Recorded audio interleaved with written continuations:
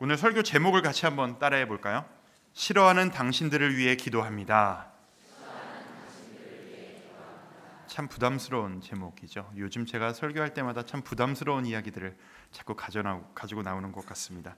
사실 오늘 설교를 준비하면서 준비했던 제목이 따로 있었습니다. 주제가 뭐였냐 하면 북한을 위해 왜 기도해야 하는가라는 주제였습니다. 최근에 북한을 바라보면서 이 나라 이 땅을 바라보면서 우리 믿는 자들은 왜 저것을 위해 기도해야 되는가, 정당성을 성경을 통해서 찾고 싶은 마음이 제 마음속에 충만해서 연초에 좀 씨름을 했던 기간들이 좀 있었습니다.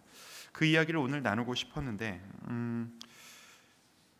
말씀을 묵상하고 정리를 해보면서 이것이 과연 남북 관계에만 해당되는 이야기인가, 우리나라의 정치 현실과 또 분열되어 있는 여러 가지 시각들에 대해서 이 문제가 적용이 될 수 있겠다라는 생각을 했습니다. 그리고 또 오늘 낮에 우리나라를 시끄럽게 했던 그 뉴스들을 바라보면서 이 문제가 우리에게 중요한 문제일 수 있겠다라는 생각을 했습니다. 그래서 약간은 무거운 마음으로, 그리고 이것을 가지고 함께 기도했으면 좋겠다라는 마음으로 이 자리에 나왔습니다. 제가 오늘 나눌 이 이야기가 완전한 답이 될 수도 없을 뿐더러 제가 묵상하고 제가 같이 이렇게 기도합시다 라고 하는 제안에 불과합니다. 하지만 적어도 오늘 이 시간에 우리가 이 자리에 모인 우리들, 기도하겠다라고 모인 우리들이라도 이 나라 이 땅을 위해서 기도하고 안타까워하며 우리의 마음에 품는, 이 나라 이 땅을 위해 기도하는, 이 나라의 미래를 위해 기도하는 이 시간이 되었으면 좋겠다라는 마음이 제 마음속에 지금 가득합니다. 오늘 이야기하고 싶은 주제는 이것입니다. 분열 혹은 편가름, 네 편, 내 편, 이런 이야기이죠. 생각해보면 참 우리에겐 익숙한 주제입니다. 저는 어릴 때 누구나 그랬겠지만 요즘에는 참 안 하는데 저희는 어릴 때 칼싸움을 많이 하면서 놀았으니까요. 칼싸움을 할 때 항상 편을 가르면서 놀았습니다. 그리고 편을 갈라서 대결을 하면서 항상 우리 편에 있는 모든 친구들은 우리 스스로를 이렇게 불렀습니다. 우리는 착한 편. 그렇죠? 근데 우리와 싸우는 저쪽 무리들을 항상 이렇게 칭하는 말이 있었습니다. 쟤네는 나쁜 놈들. 우리는 착한 편, 쟤들은 나쁜 편. 이유도 없어요. 그냥 무작정 무대뽀였어요. 무조건 우리는 착한 편이에요. 왜? 우리는 우리 편이니까. 쟤네는 우리 반대편이니까 쟤네는 나쁜 편. 근데 정말 재밌는 건 뭐냐 하면은 쟤들도 자기들을 착한 편, 우리를 나쁜 편, 이렇게 불렀다라는 거예요. 그 순간에 우리 모두는 누군가에게는 동시에 착한 편이었고 동시에 나쁜 편이었다라는 기억이 저에게 있습니다. 이게 남자아이들만의 이야기들만은 아니었던 것 같아요. 제가 예전에 언젠가 한 자매와 이야기를 나누면서 이런 이야기를 들었습니다. 자기가 옛날에 소시적에 그 가수 H.O.T를 참 좋아했다는 거예요. H.O.T 가수를 너무 좋아해서 제키라고 하는 그룹을 너무 싫어했다는 거예요. 왜냐? 나는 H.O.T 오빠들이 너무 좋으니까.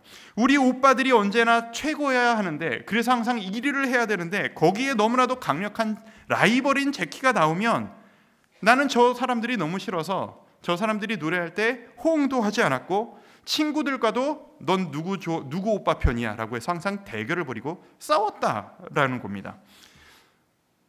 동시에 저는 참 야구를 좋아합니다. 스포츠를 보는 걸 참 좋아하고 야구를 참 좋아하는데, 그래서 야구 소식을 보려고 항상 인터넷에서 포털 사이트를 통해서 스포츠 뉴스 기사를 그래도 자주 참 보는 편입니다. 근데 인터넷 댓글들을 보면 댓글들끼리 그 싸움이 일어납니다. 너는 야구를 좋아하는 사람이냐, 축구를 좋아하는 사람이냐. 그냥 둘 다 좋아하면 되는 거잖아요. 야구도 좋아하고 축구도 좋아하면 되는데 이상하게 인터넷은 사람들이 항상 싸웁니다. 인터넷 용어로 소위 야빠와 축빠들 간의 싸움입니다. 우리가 더 인기 있다, 우리가 더 영향력 있는 스포츠다라 가지고 싸우는 거예요. 하나만 더 할까요? 진짜 재밌는 건 야구를 좋아하는 사람들끼리도 싸운다는 거예요. 네 편, 내 편이 있어요. 저는 서울이 고향입니다. 그래서 야구가 처음 시작될 때부터 MBC 청룡 팬이었고, 이런 얘기 해도 되나? 그래서 지금은 LG 트윈스 편이에요. 그래서 많이 힘들었어요. 한동안 잘 못해가지고. 제가 야구를 집중적으로 처음 보기 시작했을 때 제가 LG 편이니까 같은 야구장을 쓰는 두산 베어스가 잘하면 저는 그래도 딴 팀이 잘하는 것보다는 기분이 좋았어요. 같은 우리 서울 팀이 잘하는 거니까. 근데 야구를 좋아하는 모든 사람들이 저를 이상하게 보는 거예요. 왜냐하면 LG 팬들은 모두 다 두산을 싫어하거든요. 그리고 두산 팬들은 모두 다 LG를 싫어하는 거예요. 처음에는 되게 이상했어요. 왜 같은 서울 지역 팀들끼리 이렇게 대립하고 싸우는 거지? 그런데 어느 날 저도 두산이 졌다라고 하면 통쾌해하고 있는 저 자신을 발견했고, 뭐 이런 저 자신을 발견해서 놀랐던 기억이 있습니다. 학습이 된 거예요. 왜? 나 빼고 모든 사람이 다 이런 식으로 생각하니까. 편을 갈라서 네 편이냐 내 편이냐, 내 편 아니면 상대방이 안 되는 것을 조롱하고, 우리 편이 잘 되면 상대방이 나를 공격하는 것을 방어하고, 그 자세가 저에게도 학습이 되어지고 당연한 자세가 되어져 버린 것입니다. 우린 이렇게 항상 편을 가릅니다. 그리고 내 편이 옳다, 네가 틀렸다라는 것을 증명하고 싶어하는 것이 우리들의 습관입니다. 그런데 생각해보면 이 싸움이 결코 끝이 날 수가 없는 이유가 있습니다. 그게 뭐냐면 이 싸움이 정답이 있어서 그 답을 찾는 과정이 아니라 내가 먼저 어느 편이 될 것인가를 먼저 정해놓은 다음에 내 편이 정답이라는 것을 증명하고 싶어하는 그 기싸움에 가까운 싸움이기 때문입니다. 보수, 진보, 더불어민주당, 자유한국당, 남한, 북한. 질문 하나 드려볼까요? 예수님은 보수이실까요? 진보이실까요? 평소에 강단에서 참 이야기 안 하는 단어들을 많이 이야기하고 있죠. 오늘 제가 조금 쉬운 것 같아 보이는 질문을 한번 드려볼까요? 예수님은 대한민국을 더 사랑하실까요? 조선민주주의 인민공화국을 더 사랑하실까요? 강단에서 제가 이런 이야기를 하면 많은 분들이 걱정을 하십니다. 저 목사님 저런 이야기 함부로 하면 큰일 나는데 라고 조마조마하시는 분들이 지금 분명히 계실 겁니다. 걱정하지 마십시오. 제가 어느 편이 옳다라는 편드는 이야기는 제가 오늘 끝까지 하지 않겠습니다. 저는 다른 이야기를 오늘 하고 싶습니다. 누군가가 상처받을까 봐 겁나고 이런 주제 이야기를 하고, 한쪽 편 이야기를 하면 다른 편 이야기는 설득당하지 않고 화낼까 봐 겁내하는 우리들의 모습들, 이게 우리에게 있는 너무나도 큰 위험성이 아닐까라고 저는 생각을 합니다. 불안한 느낌들이 있으셔서 잠시 성경 이야기, 요나 이야기를 한번 해보도록 할까요? 제가 아까 시작할 때 말씀드렸던 것처럼 우리가 왜 북한을 위해 기도해야 될까를 고민했을 때 저에게 큰 도움을 주었던 것이 바로 이 요나 이야기였습니다. 요나 이야기 잘 아시죠? 하나님이 니느웨로 가라, 그래서 거기에서 복음을 전해라 라고 말씀하셨을 때 거기에 가기 싫어서 다시스로 도망가다가 물고기 뱃속에 갇혀서 3일간 있다가 결국은 가서 전했던 그 요나 이야기입니다. 이 질문을 들어보고 싶습니다. 왜 요나는 그렇게 니느웨에 가기 싫어했었던 것일까? 가라고 하면 가서 전하면 되지, 왜 그렇게까지 가기 싫어했던 것일까? 정치적 이유가 있고 도덕적인 이유가 있습니다. 정치적 이유, 니느웨는 당시 그 아수르라고 하는 나라의 수도였습니다. 역사적으로 보면 아시리아 제국, 역사적으로 첫 번째 제국이라고 하는 그 아시리아 제국의 수도였습니다. 그리고 훗날 북이스라엘을 멸망시켰던 나라가 바로 이 아수르였습니다. 그런데 지금 이때는 아직 아수르의 황금기가 오기는 전 때였어요. 그렇게 힘센 나라가 되기는 전 시대였는데, 이때부터 이 아수르 니느웨는 계속해서 이스라엘을 괴롭히고 침략하고 조공을 바치게 하고 너무나도 힘든 옛날 우리 조선과 일본 같은 그런 관계였던 겁니다. 사이가 좋을 수가 없는 사이였던 것이죠. 그러니까 이 요나는 니느웨로 가라라고 하는 것을 정치적으로 받아들일 수가 없었던 겁니다. 놔두면 망할 기회가 지금 눈앞에 왔는데 저들을 망하지 않게 네가 하라라고 하는 것이 이 요나에게는 쉽게 받아들여지지 않았던 것이죠. 다른 이유, 도덕적 이유가 하나 더 있습니다. 설교를 준비하면서 이런저런 자료를 찾아보다가 오카노 목사님이 예전에 하셨던 설교를 들어보면서 도움을 좀 얻었습니다. 뭐냐 하면 이 아수르 사람들이 역사적으로 보면 엄청 잔인한 사람들이었다는 거예요. 이건 역사적으로 보면은 많은 자료들이 있습니다. 아수르의 문화가 뭐였냐 하면 정복을 해서 어떤 나라를 흡수를 시키면 그 나라들을 완전히 말살을 시키는데, 그 말살을 시키는 방법이 너무나도 참혹하고 잔인한 거예요. 그냥 죽이는 것도 아니고 고문하고 막 찢어 발기고 막 가죽을 벗기고 막 여성들을 유린하고 불태우고 인간으로 하면 안 되는 치가 떨리는 일들을 너무 많이 하는 사람들이 바로 이 아수르 니느웨 사람들이었던 겁니다. 아마 요나는 이렇게 악한 자들이 하나님께 가까이 가면 안 된다라고 생각을 했었을 수 있었을 것 같아요. 이렇게 대형무도한 죄인들이 하나님께 용서를 받고 하나님께 나아가면 그건 안 되는 일 아닙니까? 라고 생각했을 가능성이 있다는 것입니다. 요나는 선지자였습니다. 선지자라는 건 무슨 뜻이죠? 하나님이 어떤 분이신가를 그래도 꽤 잘 아는 사람이었다는 뜻입니다. 그런데 이 요나가 곰곰이 생각해 보니까 하나님은 너무나도 사랑하시는 분이어서 끊임없이 기회를 주시는 분이어서 이렇게 극악무도한 아수르 사람들에게도 왠지 용서를 허락하실 것 같은 두려운 마음이 이 요나에게 오는 거예요. 이 뒤에 4장 2절 보면 이런 얘기가 있어요. 이 인간 같지도 않은 녀석들도 용서하실 게 뻔합니다. 네, 하나님 그럴 줄 알았습니다. 이렇게 막 한탄하는 이야기가 나중에 요나서를 보면 볼 수가 있습니다. 요나는 그게 싫었던 겁니다. 그래서 그곳을 도망쳐서 반대쪽으로 도망가고 있었던 겁니다. 어쨌든 여차저차해서 이 요나는 갔다가 다시 되돌려와서 이 니느웨를 결국은 방문을 하게 됩니다. 당시 이 니느웨 성은 다니면 3일 정도 걸리는 커다란 성이었습니다. 100km 정도가 안 되는 둘레의 커다란 성이었다고 합니다. 근데 그 성에서 딱 하루만 말씀을 전합니다. 이 부분에 대해서 학자들마다 조금씩 이견이 있긴 합니다만 어쨌든 최선을 다해서 말씀을 전하지 않았다라는 사실만큼은 분명한 것 같습니다. 왜냐하면 말씀을 전하는데 자세한 이야기를 하지 않아요. 축복의 이야기도 하지 않아요. 돌아와라 라는 이야기도 하지 않아요. 히브리 원어로 보면 딱 5단어만 이야기합니다. 우리말로는 이런 거예요. 너희들 40일 있으면 다 망해 죽는다. 이 이야기만 해요. 딴 이야기 아무것도 안 하고 너희 40일만 있으면 너희 성 다 무너져 죽는다. 기다려라.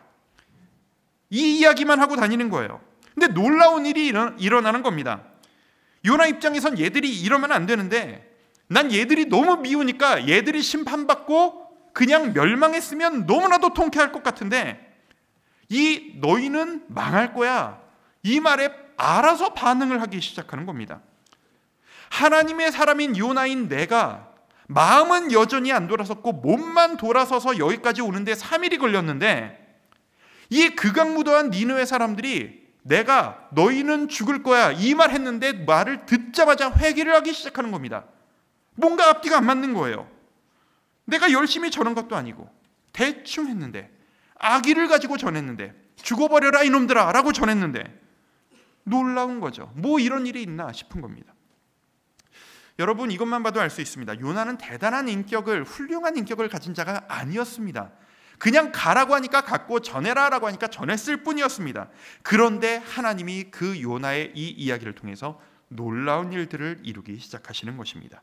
이것은 인간의 노력의 결과가 아니라 하나님의 열심의 결과라는 것이 증명되고 있는 것입니다. 요나가 마음이 상합니다. 이 회개하는 니느웨를 보면서 마음이 상합니다. 4장 1절을 보시면 이런 내용이 있어요. 요나가 매우 싫어하고 성내며 뭘 싫어해요? 니느웨가 회개하고 벌을 안 받는 자세로 돌아서는 게 지금 싫은 거예요. 내 이럴 줄 알았다라고 하면서 막 분을 내기 시작합니다. 이럴까 봐 내가 안 한다고 하지 않았습니까 하나님? 내가 이럴까 봐 회개하라고 안 하려고 했습니다. 요즘 시대 말로 제가 바꿔볼까요? 이런 인간 같지도 않은 범죄자들이 지금으로 치면 이 조두순 같은 놈들이 안양 세모녀 살인범 같은 놈들이 옛날 그 지존파 같은 이 극악무도한 벌 받아서 사형당해야 마땅한 이 인간들이 이렇게 돌아설 기회를 주는 것이 이게 맞습니까 하나님? 하나님의 공의는 도대체 다 어디로 간 것입니까? 잘못한 자들은 심판하겠다고 말씀하신 그 하나님의 엄격하심은 도대체 다 어디로 가신 겁니까? 이러면 안 되시는 거 아닙니까?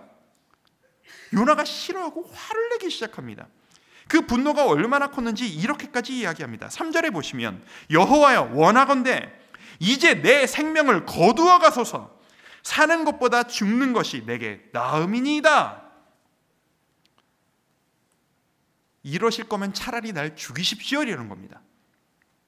이 마음을 헤아릴 수 있는 요즘의 사건이 뭔가를 제가 짜내서 생각해 보니까 이게 뭐 정치적 입장도 다르고 상황도 전혀 다릅니다만 아마 이런 마음이 아닐까 싶어요. 시위하다가 분을 참지 못해서 자해를 하시거나 목숨을 끊으려고 도전하시는 분들의 그런 심정, 아마 요나가 그런 것과 구조만 비슷한 그런 심정이 아니었을까. 스스로 의분이라고 생각하는 그 분을 참지 못해 차라리 나를 죽이십시오, 너 죽고 나 죽자 라고 하는 마음이 지금 요나에게 나타나고 있는 겁니다. 근데 재밌는 것은 하나님이 이 요나의 성냄을 보시면서 이렇게 대답하시는 겁니다. 4절을 보시면 여호와께서 이르시되 네가 성내는 것이 옳으냐?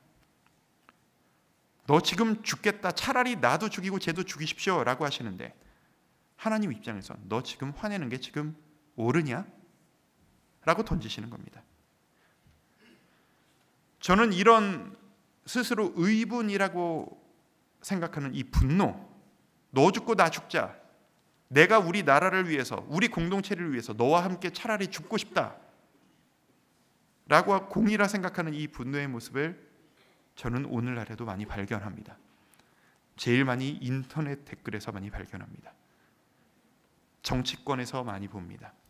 인터넷 댓글에서 보고 오늘도 전직 대통령에 대한 판결문 그런 뉴스 기사의 댓글들에서 이런 자세들을 많이 보았습니다. 최근에 있었던 북한을 방문한 연예인들의 그 공연 소식, 그 소식에 달린 댓글들에서 이런 자세들을 많이 봅니다. 작게는 사소하게는 내가 좋아하는 사람들, 좋아하는 야구팀 승리했다, 졌다 그런 댓글들에서도 이런 분내는 모습들을 저는 오늘날에도 많이 발견합니다. 생각해보면 이거는 누가 옳고 누가 틀리기 때문에 생기는 울분이 아닐 수도 있겠다라는 생각이 듭니다. 내가 어느 편에 서기를 작정했기 때문에 생기는 울분일 수 있겠다, 그게 더 맞는 말일 수 있겠다라는 생각이 듭니다. 내가 하나님의 시각을 갖지 못하고 인간의 시각을 갖기를 선택했기 때문에 가지게 되는 자기 논리의 결과, 자기 합리, 그 결과로서의 울분일 수 있겠다라는 생각이 저는 드는 겁니다. 바로 이 요나와 같이 말입니다. 요나는 자기 생각을 바꿀 생각이 없습니다. 9절에 보면 이런 이야기까지 해요. 네가 성내는 것이 옳으냐라고 하니까 내가 성내어 죽기까지 할지라도 나는 옳습니다. 하나님과 맞서 싸워서 나는 틀리지 않았다라고 스스로를 끝까지 변호합니다. 이것이 바로 오늘날 우리가 너무나도 자주 갖는 우리의 모습일 수 있다는 겁니다. 이렇게 분내는 요나에게 하나님은 많은 설명하지 않으십니다. 설명해도 말이 먹히지 않을 상태로구나라는 것을 아셨기 때문이지 않을까 생각합니다. 아시지 않습니까? 내가 보수의 길을 작정하면 진보의 말이 들리지 않습니다. 나는 진보 사람이다 결정하면 보수의 논리가 합리적이라 해도 들리지 않습니다. 잘 아시는 이야기, 요나에게 하나님께서 박넝쿨을 통해서 이야기하십니다. 느끼게 하십니다. 그게 시간이 걸립니다. 왜? 마음으로 다가가기를 원하시니까. 하나님께서는 이 박넝쿨 사건, 여러분이 잘 아시는 그 사건들을 통해서 하나님에게 이렇게 말씀하시는 것 같습니다. 요나야, 내 아들아, 내가 너에게 지금 말하고 싶은 건 논리가 아니란다. 옳고 그름의 이야기를 내가 지금 하고 싶은 게 아니란다. 네가 지금 누구 편이냐, 하나님은 누구 편이냐, 나는 지금 그 얘기를 하고 싶은 게 아니란다. 나는 너도 사랑하지만 저들도 사랑한다는 그 이야기를 하고 싶은 거란다. 내가 너를 사랑하는 것처럼, 내가 이스라엘을 사랑하는 것처럼 저 극악무도한 니느웨 사람들도 나는 저들도 사랑한다. 나는 저들을 포기하고 싶지 않다는 것을 너에게 이야기하고 싶은 거란다. 네가 내 마음을 알아줄 수 없겠니? 탕자도 받아주시는 그 아버지의 사랑, 그 사랑으로 내가 너희들 모두를 사랑하기를 원하는데 너는 내 마음을 이해하지 못하겠니? 그 마음을 하나님이 알아주기를 원하셨던 것입니다. 저는 여기서 힌트를 얻었습니다. 하나님은 모든 영혼을 사랑하기를 원하시는 분이라는 것. 우리가 생각할 때 세상 사람 다 구원받아도 저 사람만큼은 안 된다, 바로 그놈들까지도 사랑하기를 원하시는 것이 하나님의 사랑이라는 것. 난 저 죽어도 저 입장을 인정할 수가 없다라고 해도 입장을 바꿔라 라는 말을 하시기 전에 나는 그들도 사랑한단다 라는 하나님의 마음을 깨닫기 원하시는 주님, 그 마음을 우리가 가져야 되는 것이 아닌가, 저는 그 생각을 하게 되었습니다. 우리 모두에겐 예수 그리스도가 필요합니다. 선한 자에게나 악한 자에게나 우리 모두에게는 그리스도의 복음이 필요합니다. 오히려 망가지고 폐역 무도한 죄인일수록 예수 그리스도의 십자가의 보혈이 더 많이 필요합니다. 저 사람이 사랑을 받을 자격이 있는 사람이냐 없는 사람이냐, 이것을 고르고 분별할 자격이라는 것이 애초에 우리에게는 없습니다. 우리는 전하라 라고 하면 그냥 전할 뿐인 겁니다. 그래서 주님이 말씀을 전하라 하실 때 누구에게 전해라 라고 하지 않으셨습니다. 땅 끝까지 가서 복음을 전해라 하셨습니다. 그게 바로 이 이유 아닐까요? 사람들이 생각해보면, 성경을 보면 사람들이 편을 가르고 네 편이냐 내 편이냐 갈리고 분열되어 있을 때 항상 예수님은, 하나님은 양쪽 모두를 품으셨습니다. 예수님께서 제자들을 고르셨을 때 우리나라로 치면 친일파와 같은 입장이었던 사람이 바로 세리들입니다. 그 세리들을 부르셔서 세리였던 마태를 부르셔서 제자를 삼으시고, 동시에 그 세리들을 잡아 죽이는 입장, 우리나라로 치면은 그 독립투사 같은, 안중근 의사 같은 입장을 갖췄던 사람이 열심당원이었습니다. 열심당원이었던 시몬을 동시에 불러서, 이 세리와 열심당원을 동시에 불러서 같이 제자로 삼으십니다. 우리나라로 치면 친일파 매국노 이완용 같은 사람과 안중근을 같이 불러다가 같은 편 먹어라, 우리 함께 가족이다, 이렇게 하신 겁니다. 노동자 계층이자 배우지 못했던 사람인 베드로를 세계 교회의 지도자로 삼으셨습니다. 동시에 당시 최고 석학이자 최고 엘리트였던 바울을 교회 확장의 도구로 삼으셨던 하나님이십니다. 거룩한 자들뿐 아니라 몸 파는 창녀를 예수님의 육신의 그 조상으로 삼으셔서 족보에도 올리셨던 하나님이십니다. 유대인들뿐 아니라 유대인들에게 개돼지 취급도 받지 못하던 사마리아인들, 게다가 그 사마리아인들에게도 인정받지 못하던 사마리아 한 여인, 그 여인을 만나시기 위해서 땡볕을 뚫고 한낮에 우물가를 찾아가셨던 그런 예수님이십니다. 이런 이야기를 계속 찾아가다 보면 저는 이런 생각이 듭니다. 우리가 누군가를 정죄하고 판단하고 우리가 옳다, 니들은 틀리다, 편을 갈라 누군가를 지지하는 이 모든 입장들이 하나님 보시기엔 얼마나 덧없는 것들일까?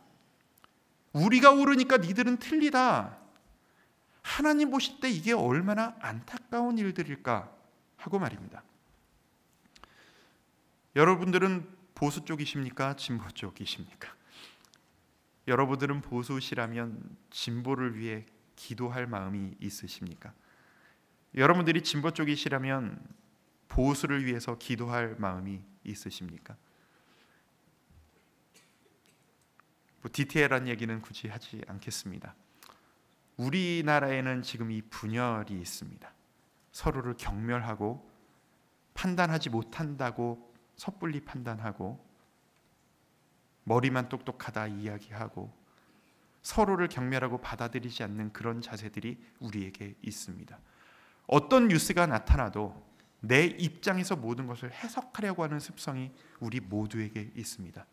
마치 제가 아까 야구 편드는 이야기를 했듯 우리는 그것에 길들여지고 학습되어져 버린 것입니다. 저는 확신하건대 이런 우리의 모습이 하나님이 기뻐하실 모습은 아닌 것 같습니다. 왜 우리가 편이 갈려야 합니까? 우리는 정치적 입장을 가져야 할지언정 그것 때문에 우리끼리 편이 갈려서는 안 되지 않겠습니까? 적어도 교회 안에서만큼은, 예수 믿는 우리들만큼은 서로를 조롱하고 비방하면서 서로를 비난하는 그런 모습들이 교회 안에서는 없어야 되지 않겠습니까? 우리 모두 다 이 나라를 걱정하고 이 나라가 더욱더 잘 되기를 바라는 사람들인데, 그것을 위해서 기도하는 자들인데, 왜 주님 안에서 하나가 될 자들이 주님 안에서 정치적 입장들 때문에 갈라져야만 하는 것일까요? 저는 이것이 너무나도 안타깝습니다.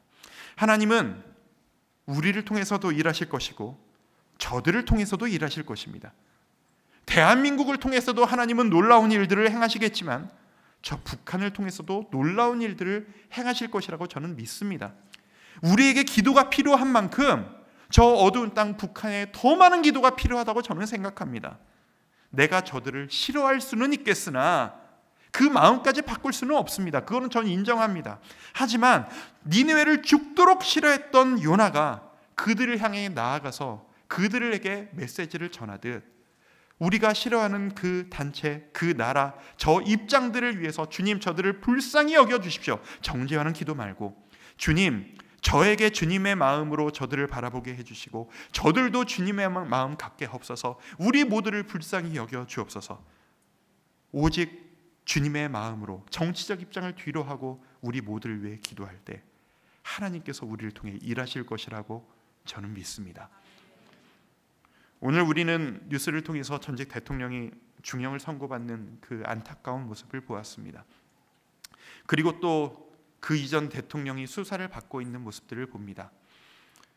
다 다른 입장들을 가지고 이야기들을 합니다. 누군가는 더 잡아넣어야 한다라고 이야기하고, 누군가는 정치보복이다라고 이야기를 합니다. 누군가는 무죄다라고 이야기를 하고, 누군가는 부족하다라고 이야기를 합니다. 우리가 오늘 믿는 우리가, 이 금요일 저녁에 기도하겠다고 나온 우리가 오늘 해야 할 일은 이 둘 중에 어떤 편에 설 것인가를 결정하는 것이 아니라 우리 모두가 이 나라의 이 현실을 아파하고 눈물 흘리며 기도하는 것일 것입니다. 우린 모두 하나님의 백성이기 때문입니다. 우리는 모두 한 편이기 때문입니다. 우리는 예수님의 핏값을 주고 사심을 받은 주님의 마음으로 이 나라를 바라보아야 하는 자들이기 때문입니다. 우리에게는 이 나라를 위해 눈물 흘리는 그 마음이 필요합니다. 여러분 중에 혹시 나는 하나님 나라에만 관심이 있다, 나는 주의 이름만 관심이 있다, 정치에는 관심이 없고 나라 일에는 큰 관심이 없다 라고 생각하시는 분이 계시다면 이 예레미야의 외침을 들으셔야 합니다. 예레미야 1장 12절 앞부분에 보시면 나라가 망하고 징벌을 당하고 혼란당했을 때 예레미야는 이렇게 외칩니다. 그런 사람들에게, 지나가는 모든 사람들이여 너희에게는 관계가 없는가? 나는 모르겠다 하는 사람들에게 이 예레미야가 울부짖습니다. 너희들에게는 이야기가 딴 사람들의 이야기냐? 이건 우리 모두의 이야기이다. 이 땅에 혼란이 있습니다. 이 땅에 죄악이 있습니다. 이때 이 땅을 위해 기도해야 할 책임이 우리 그리스도인들, 바로 우리에게 있는 것입니다. 우리가 할 일은 편가르기가 아니라 함께 한 마음으로 울며 이 나라를 위해 기도하는 것이라고 저는 믿습니다. 예레미야 2장 18절부터 19절까지 말씀을 제가 읽습니다. 너는 밤낮으로 눈물을 강처럼 흘릴지어다. 스스로 쉬지 말고 내 눈동자를 쉬게 하지 말지어다. 초저녁에 일어나 부르짖을지어다.